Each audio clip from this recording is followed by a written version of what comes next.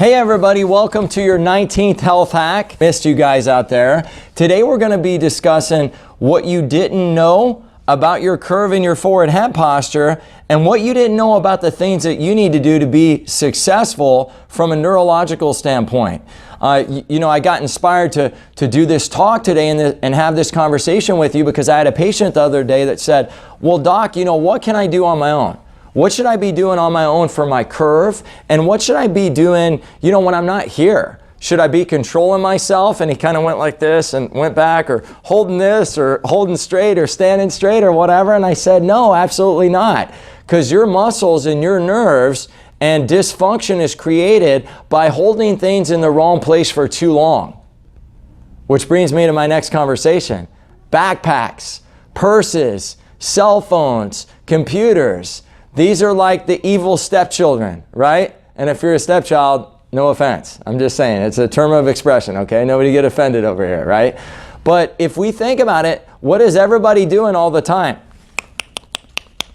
Texting away, right? We got this weird like parrot bird syndrome is what I call it, right? And we're so far forward of our head and we're doing this. What does the research show unequivocally that we need to be doing? Bringing it up here. We need to bring it up here. This research article right here shows that at 0 degrees, there's 10 to 12 pounds of pressure with just our head. Just your head is 10 to 12 pounds of pressure on your spine, your nervous system, and your bones. So if you're like me, of course, you're the 12 pounds because there's extra brain matter up there. No, I'm joking, right? And you're saying, well, I'm the same way, doc. I'm smart too. I know you are. You're awesome.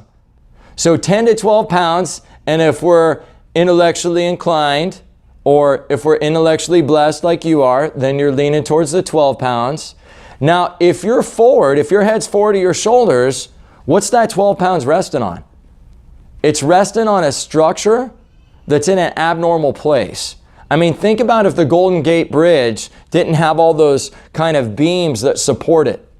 They say, I heard this years ago, that the only reason why the Golden Gate Bridge wasn't affected by that 1980 earthquake that was like off the chart Richter scale, maybe it was 1986, right, was because of those support beams. Like, what I saw in the news, even as a little kid, was that Golden Gate Bridge, it didn't even rock back and forth because of the sturdiness of those upper beams and the way it was designed from an architectural standpoint. Well, innate intelligence in your body designed your curve to be at 42 degrees, your atlas or brainstem bone to be at 31, and your head to sit neatly over your shoulders at 0 millimeters of forward head posture. So your ears should be right over your shoulder. And I'm twisted like a weird bird to make sure that I get in the camera, right? So if I'm all twisted here, don't be judging me, okay? I got a perfect curve, and I'm not just saying that, I do. I'll show you the films. And if you're at 0 millimeters, your head's going to be over your shoulders perfectly. Why do I tell you that? Because if you're not at 31, 42, and 0, you're an imbalanced structure. You're like the Golden Gate Bridge without the support beams. So at 0 millimeters of forward head posture, there's already 10 to 12 pounds of pressure on your brain, your brainstem, and your nervous system. At 15 degrees, we now almost double the pounds of pressure that's on your brain, your brainstem, and your spinal cord. Now your brain is putting 27 pounds of pressure on the discs and the bones in your cervical curve and area. And where your head goes, your tail goes. So if you're putting 27 pounds of pressure up here on the cervical or neck area, how many pounds of pressure are you putting on the lower back? How many pounds of pressure are you putting on the hips, ladies? Ladies that have hip replacements, ladies that wonder why their hips are tight and they're sitting all day and they're wearing heels. What's that doing to your hips? It's altering your hips forward. It's moving your head forward to your shoulders. But what's that doing neurologically on your system? It's putting your body in a state of what? Function or dysfunction? Dysfunction. It's causing more inflammation on the organs in your body. So that's why it's so important that we start looking at this through a different lens. At 30 degrees, so if I'm down here with my cell phone, now there's an added 40 pounds of pressure on this upper cervical brainstem area. 60 degrees is 60 pounds of pressure. 45 degrees is 49 pounds of pressure. So the farther forward we go with our neck, the more pressure it puts on that brain, brainstem, and spinal cord. So that's why it's so important for us to start to say, what can I do to improve this? Well, I can get my head up above my shoulders. I can start, if I'm a lady and I wear a purse, I can start to rotate which shoulder or switch which shoulder I put my purse on. Because if I'm like this, what's that going to do? Create an abnormality from a horizontal perspective. It's going to bring your curve this way. We don't want it that way, right? We don't want an S curve. We don't want a scoliosis of the cervical area, right? We don't want that. We don't want lateral flexion of the cervical area. So that's why it's so important to start looking at these things. I've got a great video in the media section of my website, healthfromwithinca.com, and it's called, there's one called Holistic Neurological Chiropractic Care, and one also called Posture in the Nervous System. Check out both of those, and that's going to go more into your seating position. I don't have time today in this video, but it's going to talk about how you want your head above your, you want your monitor, okay, so that your eyes are looking straight ahead like I'm looking at you right now, or so that the monitor is up. And so your head's looking up at the monitor. If the hips are above the knees, that's going to take pressure off the lower back. Where the head goes, the eyes go. Where the head goes, the eyes go. So I always recommend people in sitting positions in their car and things of that nature, especially if they have a bucket seat or a seat that goes back, filling the space that bucket seat creates with something. Typically a bath towel, hand towel, something of that nature, okay? So that posture video will kind of go into that in detail. I don't want to go through that too much, but think about a backpack now. What does a backpack do? A backpack does what to the curve? Does this, doesn't it? Rolls the shoulders inward. So the same nerves that go to the heart, lungs, and digestive system and every other single organ in your body, right? A lot of those nerves come out of this brachial plexus area. So if I bring the head forward to the shoulders, I'm crushing the heart, lungs, and digestive system. So it's so very important that we're looking at that we're correcting that we're analyzing that we're getting the head back where the head's over the shoulders at 0 millimeters of forward head posture so that life can express. We got to do that, because if we're not doing that, all we're doing is damaging that neurological system.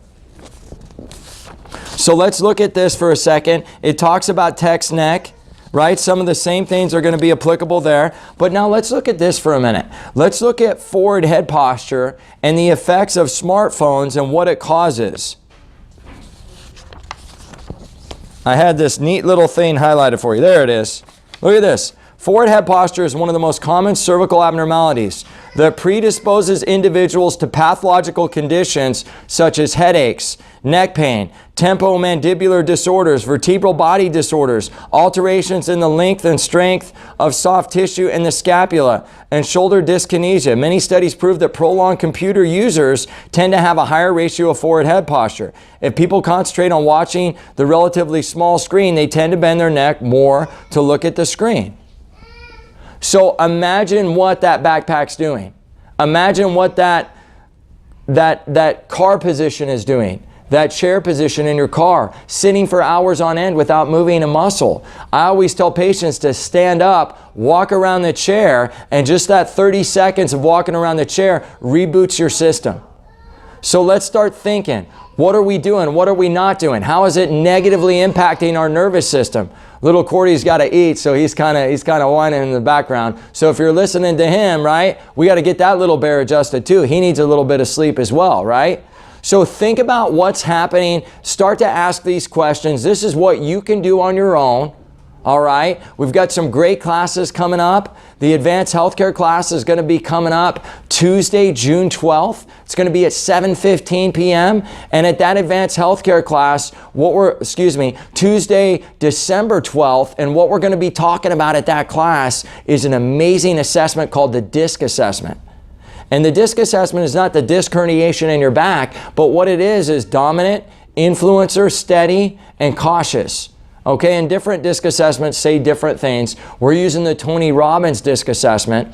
In that DISC assessment, what it outlines is ways that you can learn more about your personality and other people's personalities so that we can start to ask different and better decisions about our health and our nervous system, and so that we can become really more emotionally kind of engaged and really start to reduce those subconscious stresses that we deal with, right? Because if we know more about ourselves and other people, we can have more compassion for ourselves and other people, okay? So that night we will be doing a drawing.